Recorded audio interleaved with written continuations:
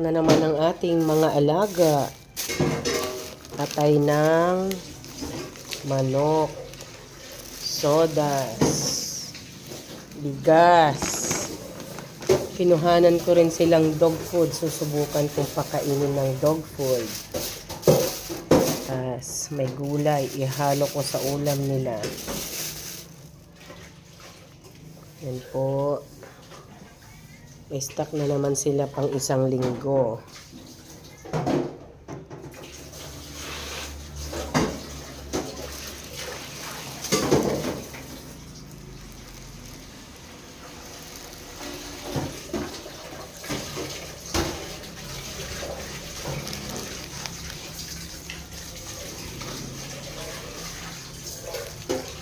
Carrots, sayote.